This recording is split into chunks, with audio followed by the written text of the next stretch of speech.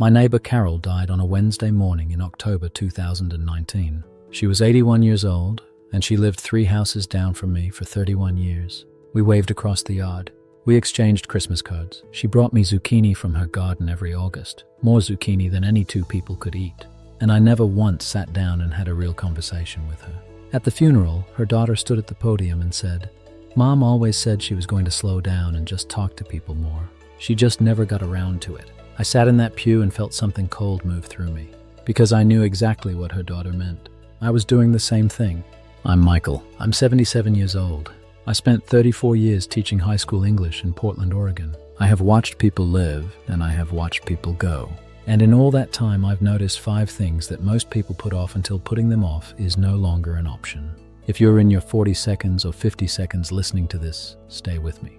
This matters more than you think it does right now. The first thing people regret is never telling the people they loved what those people actually meant to them. Not a card, not a text, a real conversation. I taught a boy named Marcus in 1994. He was 16, quiet, the kind of kid who sat in the back row and wrote better than anyone in the class but would never raise his hand. I saw something in him. I told him once in passing that he had a real gift.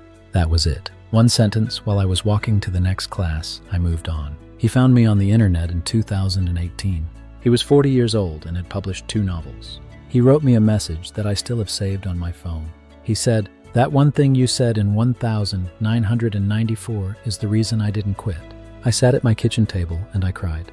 Not because it was a good story, because I had said it once in passing and then said nothing else for 24 years. I had more to tell him. I just never thought to say it. Most of us are walking around with a whole list of things we mean to say to the people we love. We're waiting for the right moment. We're waiting until things slow down. Here's the truth. The right moment doesn't show up on its own. You make it or you miss it. The second thing is one most people won't admit until they're well past it. People regret the years they spent performing a version of themselves instead of figuring out who they actually were. I was 52 years old before I admitted to myself that I didn't enjoy hosting large family gatherings. Every Thanksgiving for 25 years I performed. The house was spotless. The food was right. I smiled until my face hurt. And every year, when the last car pulled out of the driveway, I stood at the window and felt nothing but relief. It took me until my late 50 seconds to understand that relief wasn't ingratitude. It was information. I had spent 3 decades showing people a version of myself that looked right from the outside. The cost wasn't dramatic. It was quiet. It was all the years I didn't spend working out what I actually liked, what I actually needed, who I was when nobody needed anything from me. If you are in your 40 seconds right now and you are tired in a way that sleep doesn't fix, pay attention to that. That kind of tired has something to tell you. The third thing people regret is waiting too long to repair a relationship they knew was broken. My sister Ruth and I stopped speaking in 2003. It was over something I'm not even going to tell you, because when I say it out loud now, it sounds like nothing. It felt enormous at the time. It means nothing anymore. We didn't speak for 9 years. In 2012, I called her. We were on the phone for 4 hours. She cried. I cried. We said what we should have said in 2003. We had 9 more good years before she passed in 2021.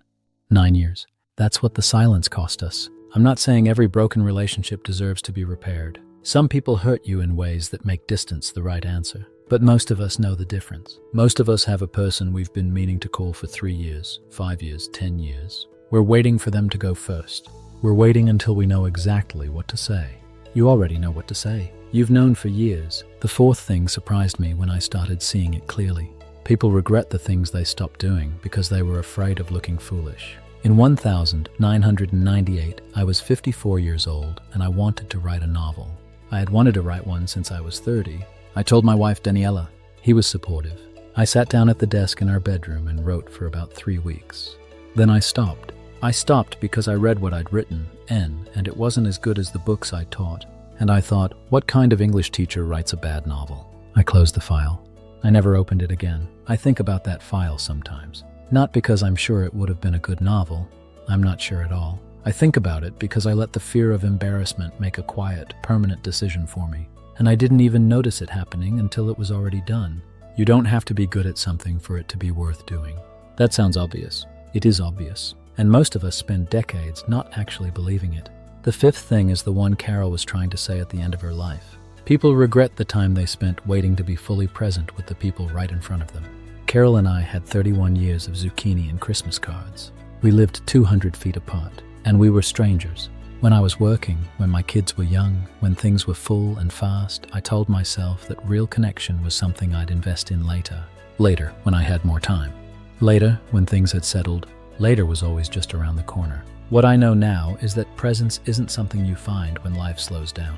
It's a decision you make while things are still loud. You put the phone down. You sit with the person, not just near them. You ask the question you've been meaning to ask. Daniela passed away in 2017. We had 41 years together, and I am grateful for every one of them. And I still have a list of conversations we never got to, things I meant to ask him. Not because we didn't have time, because I kept thinking we had more of it. I'm not telling you any of this to make you feel bad about what you haven't done yet. That's not why I'm here. I'm telling you because every single thing I just described is still available to you right now.